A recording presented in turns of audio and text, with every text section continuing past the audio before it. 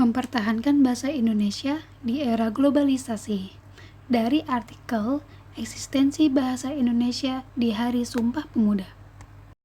Bahasa Indonesia sebagai identitas negara. Bahasa Indonesia adalah bahasa persatuan sejak Sumpah Pemuda pada tahun 1928.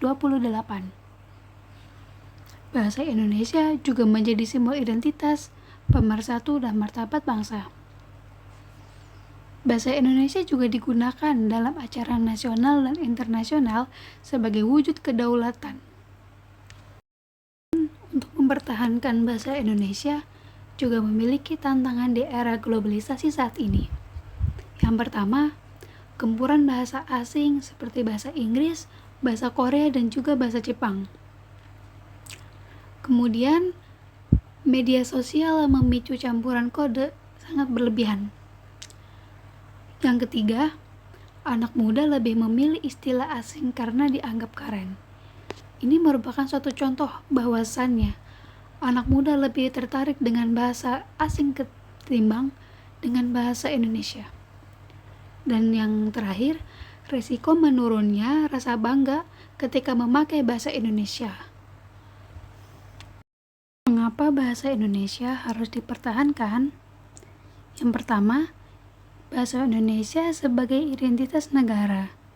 Itu menandakan bahwa jati diri Indonesia di mata dunia menggunakan bahasa Indonesia. Yang kedua, bahasa Indonesia merupakan bahasa ilmu pengetahuan.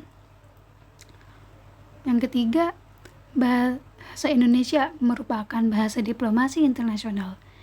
Bisa dipakai dalam forum internasional seperti ICIS ini. Yang keempat, bahasa Indonesia dipelajari di banyak negara.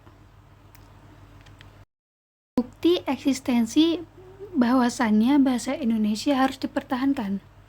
Yang pertama, Wapres RI menyampaikan pidato dalam bahasa Indonesia. Kemudian, ICIS sebagai forum internasional yang memakai bahasa Indonesia. Selanjutnya, banyak regulasi pemerintah untuk memperkuat bahasa Indonesia, seperti yang tertulis pada Undang-Undang Nomor 24 Tahun 2009, Perpres Nomor 63 Tahun 2019, dan lain-lain. Yang terakhir, mahasiswa asing dari puluhan negara belajar bahasa Indonesia.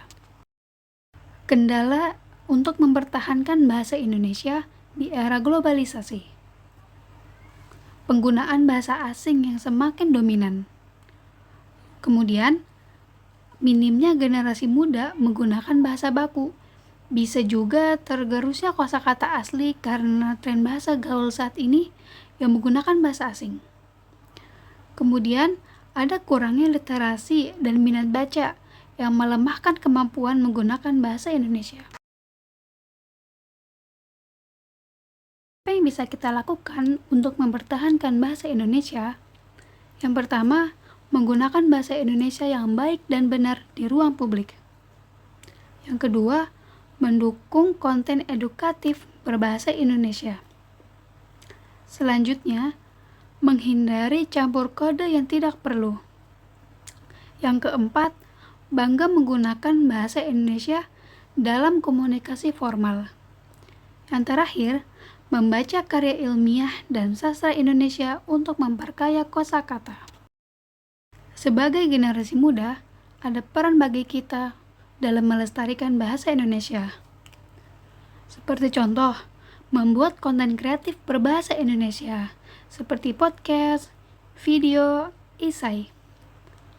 Kemudian, menjadi duta bahasa di lingkungan sekolah ataupun kampus.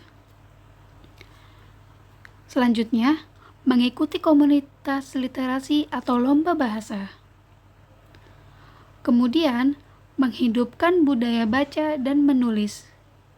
Yang terakhir, menggunakan bahasa Indonesia dalam forum internasional bila memungkinkan.